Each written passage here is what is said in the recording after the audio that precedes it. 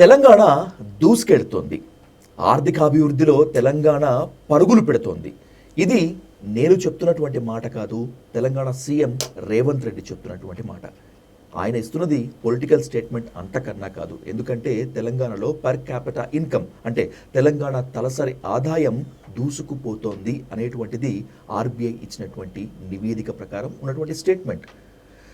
తెలంగాణలో per capita income పెరిగితే ఆర్థిక అభివృద్ధికి, తెలంగాణ అభివృద్ధికి దీన్నే కొలమానంగా తీసుకోవాలా? అంటే తెలంగాణలో అసలు పేదలే లేరా, పేదరికమే లేదా అనేటువంటి దానిపై ఇన్ డీటెయిల్గా, ఇన్ డెప్త్గా డిస్కస్ చేద్దాం. Let's invite centre for liberties founder Nalamothu Chakravarthi garu on to the dial news hot seat with Vijay Sadhu. Sir నమస్తే. నమస్కారం Vijay garu. Good evening sir. Good evening అండి. సార్, తెలంగాణలో పర్ క్యాపిటా ఇన్కమ్ తలసరి ఆదాయం పెరిగింది. గత యాన్యువల్ ఇయర్ ఫైనాన్షియల్ ఇయర్తోనేమో 3,80,000 చిల్లర ఉంది. ఇప్పుడు 4,18,000 పెరిగిపోయింది. ఇది 10% గ్రోత్. ఇక ఆర్థిక అభివృద్ధి పరవళ్లు తొక్కుతోంది అంటున్నారు సీఎం రేవంత్ రెడ్డి. వీటన్నింటిపైన డీటెయిల్గా డిస్కస్ చేయబోయే ముందు అసలు పర్ క్యాపిటా ఇన్కమ్ అంటే ఏంటి, తలసరి ఆదాయం అంటే ఏంటి, దాన్ని ఎట్లా లెక్కిస్తారు? కాస్త కాంప్లికేటెడ్ క్యాల్కులేషన్ అది. Central government, state government, they have NSSO, statistical organisations కలిసి చేస్తే, కాకపోతే దేశవ్యాప్తంగా చేసే ప్రక్రియ. ఇందులో ఒక భాగం చాలా సులువు, ఫార్మల్ సెక్టర్ అంటాం, ఆర్గనైజ్ సెక్టర్. ఇది జీతాలు, చెక్కుల ద్వారా, పే చెక్కుల ద్వారా ఇచ్చే పేమెంట్స్, శాలరీస్ ఏవవుతుంటాయి అవి చాలా ఈజీ. ప్రభుత్వం దగ్గర ఉంటాయి, ఆదాయ పన్నుల శాఖ దగ్గర, దాని ద్వారా they can calculate. Unorganise sector, వ్యవసాయంలో వచ్చేవి, people are not in the ఏమంటాం, మన రోడ్ల మీద కూరగాయలు అమ్ముకునే వాళ్ళు, పాన్ షాపు, అవి చాలా ఆదాయాలు రావు. అండ్ దట్ ఈస్ వేరే లాట్ ఆఫ్ సైన్స్ కన్నా ఆర్ట్ ఎక్కువ ఉంటుంది ప్రభుత్వం చేసే దాంట్లో. ఉత్పత్తులు, వ్యవసాయ ఉత్పత్తులను చూస్తారు. ఉత్పత్తి, ఇప్పుడు ప్రభుత్వం బియ్యం ఉంటుంది, వడ్లు ఎంత కొన్నారు, సంవత్సరం నుంచి సంవత్సరం మార్పులు. So it is a very complex exercise. కాకపోతే దేశవ్యాప్తంగా చేస్తారు కాబట్టి somewhat standardised per capita income అనేది. So it is a reasonable gauge ఉన్నంతలో, మన దేశంలో మనకు తెలిసినంతలో. ఇట్ ఈస్ నాట్ పర్ఫెక్ట్, కానీ ఆదాయానికి ఒక రీజనబుల్ సూచిక. ఇయర్ టు ఇయర్ మనం పోల్చుకోవటానికి కూడా పెరుగుదల. ఓకే, ఇది మీరు చెప్తున్న ప్రకారము ఇది ఇండెక్సే, పారామీటరే అనుకుంటే sir, as I said earlier, last financial year 3,80,000 ఉంది పర్ క్యాపిటా ఇన్కమ్. ఇప్పుడు 4,80,000 చేంజ్, నియర్లీ 4,20,000. అంటే 10% పెరిగిందని చెప్పి అటు ఆర్బీఐ గైడ్లైన్స్, ఇటు సీఎం రేవంత్ రెడ్డి చెప్తున్నటువంటి ఈ సమయంలో ఈ గ్రోత్ నిజంగానే తెలంగాణని అభివృద్ధిలో ముందు పెట్టింది అనుకోవచ్చా? అంటే గ్రోత్ ఇన్ఫ్లేషన్ అడ్జస్ట్ చూసుకోవాలి. మనకు ధరలన్నీ 10% పెరిగింది అనుకోండి, మీ పర్ క్యాపిటల్ ఇన్కమ్ 10% పెరిగింది అనుకోండి, రెండు సరిపోయాయిగా, అసలు ఏం పెరగలేదుగా. సో యూజువల్ ఇన్ఫ్లేషన్ అడ్జస్టెడ్, ద్రవ్యోల్బణానికి మనం కాస్త అడ్జస్ట్ చేసుకుంటే అసలు గ్రోత్ ఎంత అనేది తెలుస్తుంది. బట్ స్టిల్ మనం ఇతర రాష్ట్రాలతో పోల్చుకోగలంగా, ఇతర రాష్ట్రాలతో పోల్చినా కూడా ఇవాళ తెలంగాణ అగ్రస్థానంలో ఉంది. So but growth by itself doesn't tell you everything. భారతదేశం అభివృద్ధి మందకొడిగా సాగుతోంది గత 10-15 సంవత్సరాలుగా. అది it has to do with a larger, broader economic policy.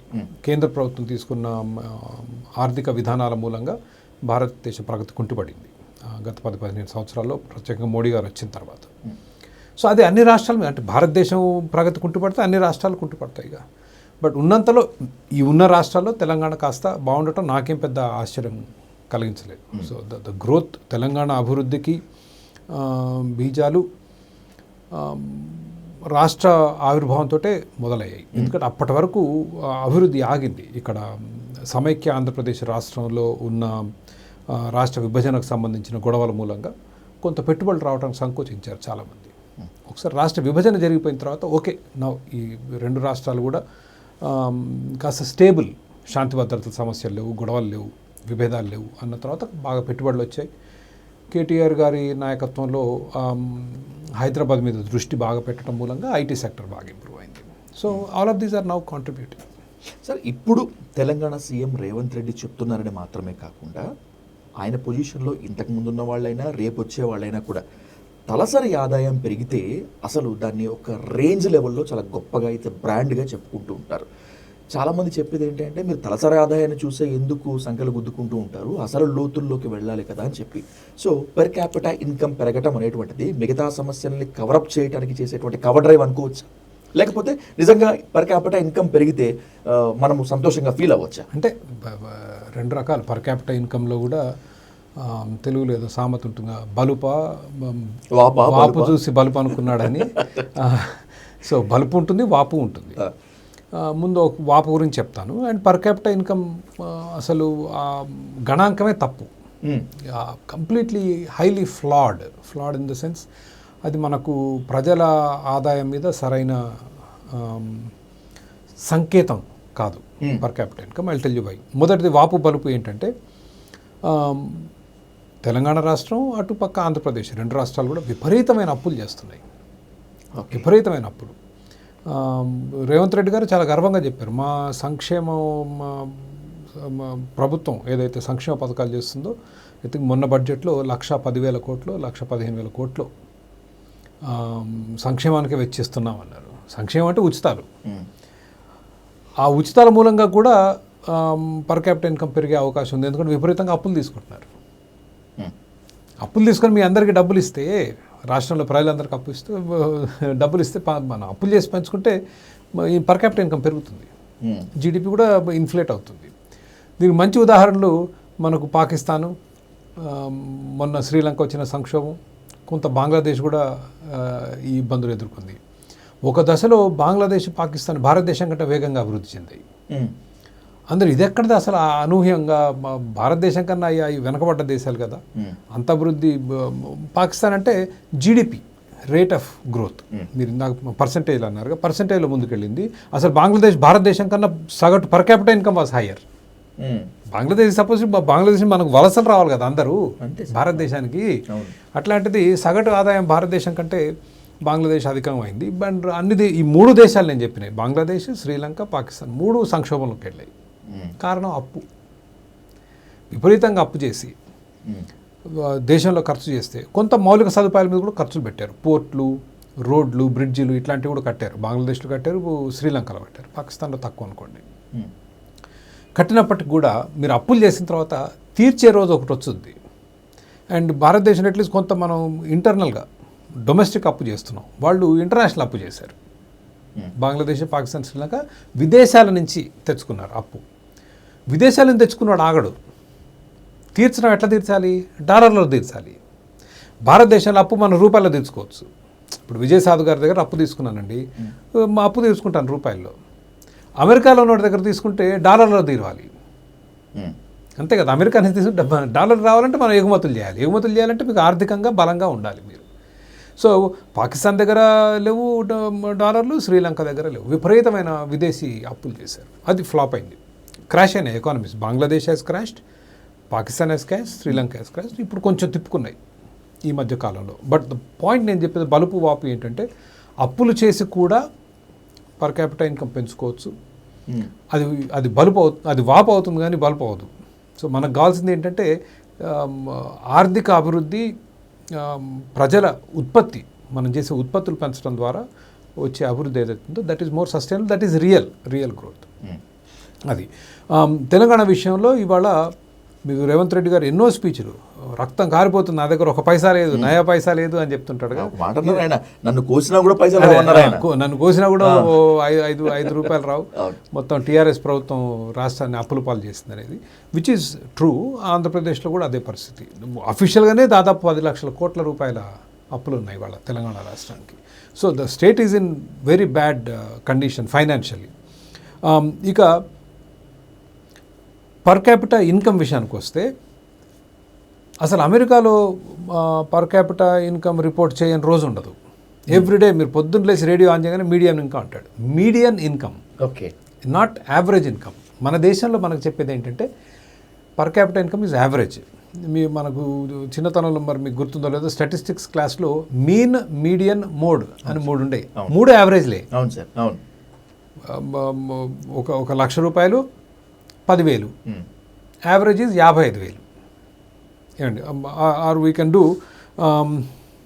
3-2-1 okay 3-2-1 average తీస్తే ఎంతండి 6/2 3 వస్తుంది ఓకే 6/2 3 మీడియన్ తీస్తే 2నే వస్తుంది మీడియన్ అంటే 1 2 3 పెట్టామా అవును సార్ పైన సగం కింద సగం మధ్యలో ఉన్న నెంబర్ మీడియన్ అర్థమైందా సార్ నేను చెప్పింది ఇప్పుడు 100 మంది ఉన్నారండి అవును సార్ అవును సార్ 100 మంది ఆదాయాలు పెడతాం మనం 1 to 100 50th ఆదాయం ఇస్ మీడియన్ ఇన్కమ్ అర్థమైందా మీడియన్ మధ్యలో ఉన్నవాడు అంటే ఆ మధ్యలో ఉన్నవాడు ఎవరు అంటే వీడి పైన ఇంకో 50 మంది అధికంగా సంపాదిస్తున్నారు వీడి కింద తక్కువ సంపాదిస్తున్నారు that is the one median మన దేశంలో చేస్తే ఏంటంటే యావరేజ్ చేస్తారు 100 మందిని కలిపి ఓకే డివైడెడ్ బై 100 చేస్తే ఏమవుద్దంటే బాగా ఎక్కువగా ఎందుకంటే బాగా వ్యత్యాసం ధనికులకి ఆదాయం తక్కువ ఉన్న వాళ్ళకి వ్యత్యాసం ఎక్కువగా ఉన్నప్పుడు ఇట్ విల్ షో మోర్ మన దగ్గర యావరేజ్ ఇన్కమ్ చేస్తాం ఇది మీన్ యావరేజ్ అంటే 100 మందిని డివైడెడ్ బై 100 చేస్తాం వాళ్ళ ఆదాయాలన్నీ మీడియన్ అంటే మధ్యలో ఒక్క వ్యక్తిదే తీసుకుంటాం okay and median is a better indicator median ఏం చెప్తుందంటే ఈ ఇన్కమ్ లెవెల్ దగ్గర సగం మంది ఎక్కువ సంపాదిస్తున్నారు ఈ లెవెల్ కంటే సగం మంది తక్కువ సంపాదిస్తున్నారు ఎగ్జాక్ట్లీ సార్ ఇప్పుడు మీరు ఇచ్చినటువంటి ఈ డీటెయిల్ ఎక్స్ప్రెషన్లోంచి ఒక క్వశ్చన్ కనుక మీ ముందు పెడితే ఇప్పుడు తెలంగాణ పెర్ క్యాపిటా ఇన్కమ్ 4,20,000 అంటున్నారు సార్ ఇప్పుడు సమాజంలో రకరకాల వ్యక్తులు ఉంటారు రకరకాల సంపాదనలు కూడా ఉంటాయి ఒకళ్ళ ఇన్కమ్ పర్ మంత్ 3 lakhs ఉంటుంది ఇంకొకటి 2 lakhs ఉంటుంది ఇంకొకరికి 30,000 ఉంటుంది వీళ్ళందరినీ ఒక దగ్గరికి తీసుకొచ్చేసి వీళ్ళందరి పెర్ క్యాపిటా ఇన్కమ్ 4,20,000 అనేస్తే తప్పు పాసిబుల్ సార్ తప్పది లెక్క తప్పు that's what I'm saying that is mean and అమెరికాలో ఎక్కడ కూడా ఎప్పుడు మీన్ ఇన్కమ్ పొద్దున్న రిపోర్ట్ చేయరు పొద్దున్న వార్తలు ఆంధ్ర మీడియన్ ఇన్కమ్ అంటాడు so median income is a far better indicator because that shows ఒక 4,20,000 అన్నారు కదా మా తెలంగాణ జనాభా ఎంత ఉంటుందండి 3.5 కోట్లు ఉంటుందా 4 కోట్లు దాటుద్ది ఎక్కువ సార్ ఓకే దాదాపు 5 కోట్ల పైన ఉంటుంది 5 కోట్లు ఉంటుందా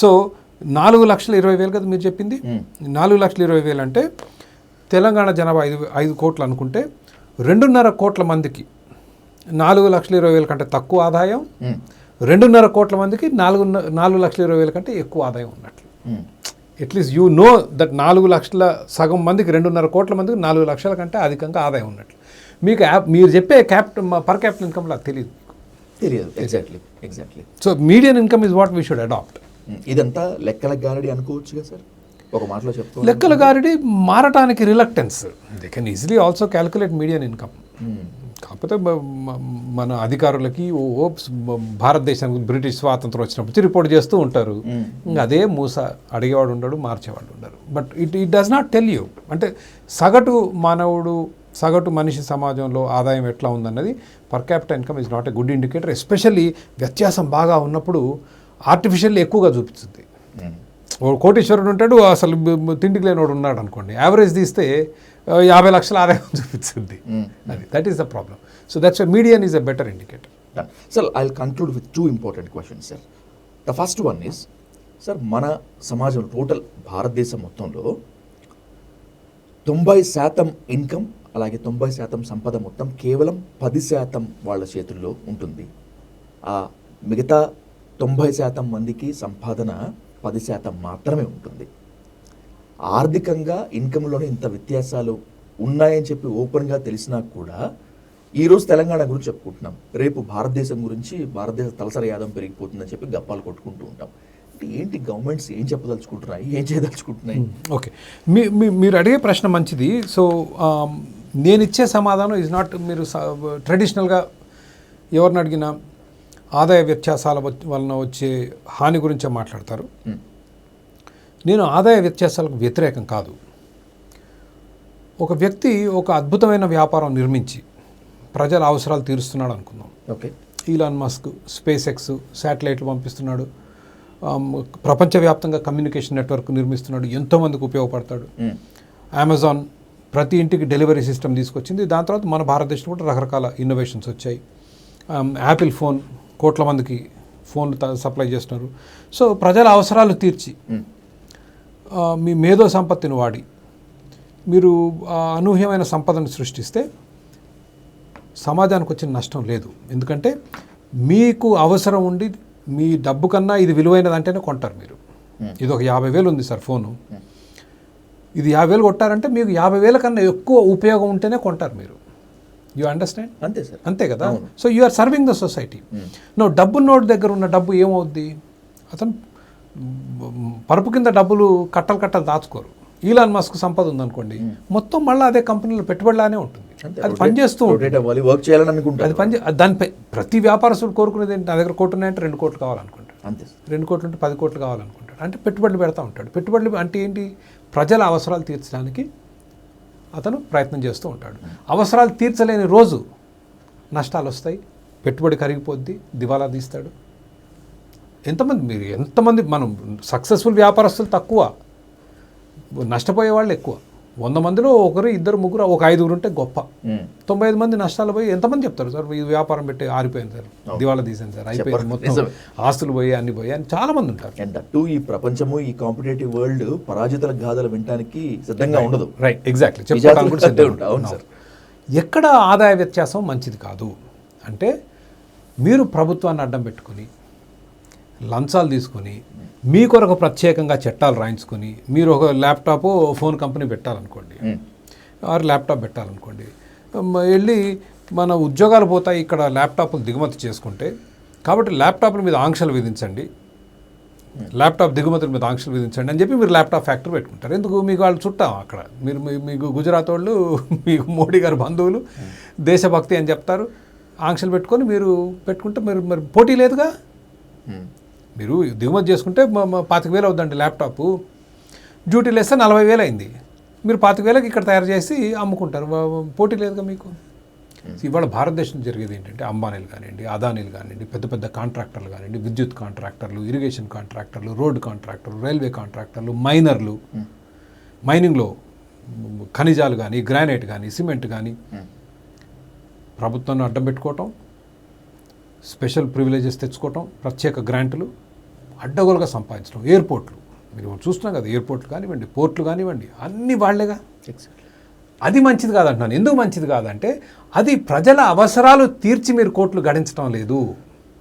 ఇందాక ఈలాన్ మస్క్ ఉదాహరణలో, జెఫ్ బెజోస్ ఉదాహరణలో, జకర్బర్గ్ ఉదాహరణలో ప్రజల అవసరాలు తీర్చి సంపాదించినప్పుడు నాకు అసలు ఎటువంటి అభ్యంతరం లేదు, ఎన్ని కోట్లైనా గడించండి, ఎందుకంటే సమాజం అవసరాలు తీరుతున్నాయి.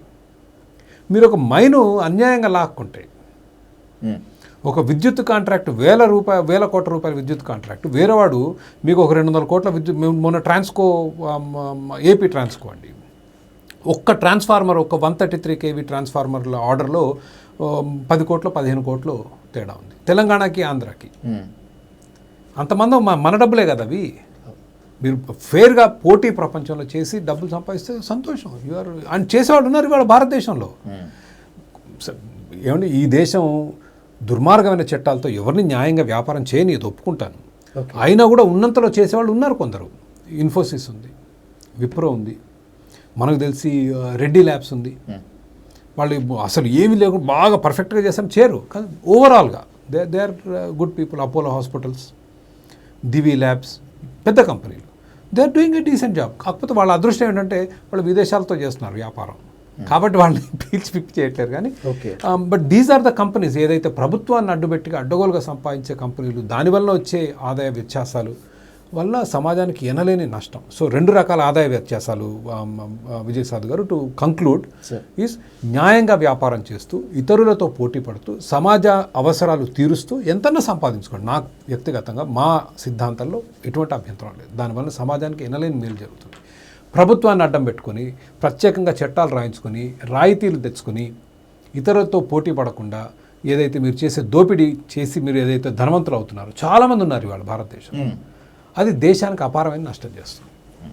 So the last one, Revanth Reddy చెప్పినా, లేకపోతే అక్కడ చంద్రబాబు నాయుడు గారు చెప్పినా, రేపు ఇంకొకరు వచ్చి ఇంకేదో చెప్పినప్పటికి కూడా, ఈ లేటెస్ట్ ఎగ్జాంపుల్ని, ఇప్పుడు తెలంగాణలో పర్ క్యాపిటల్ ఇన్కమ్ 4,20,000 ఉంది అని చెప్పేస్తే పేదరికం లేదు అని అనుకోవాలా, పేదలు లేరు అనుకోవాలా? వాట్ గవర్నమెంట్స్ ఏం చెప్పదలుచుకుంటాయి అసలు?